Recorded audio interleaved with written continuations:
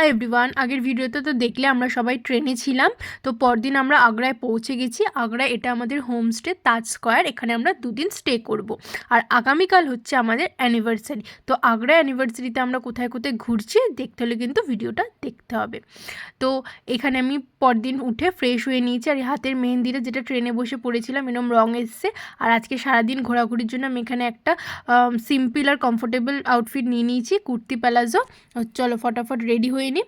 আর অ্যানিভার্সারির দিন specially plan ছিল তাজমহল দেখার, তাজমহলের সামনে যাওয়ার, কিন্তু আমরা শুক্রবার পৌঁছানোর কারণে তাজমহল বন্ধ ছিল, তাই আমরা পরের দিন তাজমহল দেখতে যাব। তাহলে আজকে আমরা কোথায় কোথায় যাচ্ছি সেটা কিন্তু দেখতে হলে ভিডিওটা স্কিপ না করে দেখতে হবে। এইবারের অ্যানিভার্সারির দিনটা অন্যান্য বারের তুলনায় একটু আলাদাভাবেই কাটালাম, সারাদিন ঘুরে ফিরে এই আর কি। আর মেকআপটাও তাই খুব সিম্পল রেখেছি, সানস্ক্রিন দিয়ে আর একটু হালকা করে কাজল লিপস্টিক দিয়ে রেখেছি, কারণ এখানে প্রচণ্ড গরম ছিল। শীত সেরম ছিলই না বলতে গেলে, ঠান্ডা বা রাতের দিকে ছিল, বাট দিনের বেলায় খুব মানে রোদ আর গরম ছিল, সেই জন্য। তো ফটাফট রেডি হয়ে বেরিয়ে যায়, অলরেডি আমাদের অনেকটাই লেট হয়ে গেছে।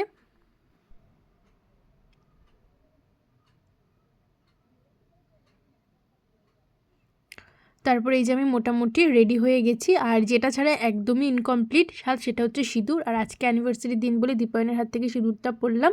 তারপর আমরা বেরিয়ে পড়ি, সবাই মিলে রেডি হয়ে গেছি, চলো বেরিয়ে পড়া যাক।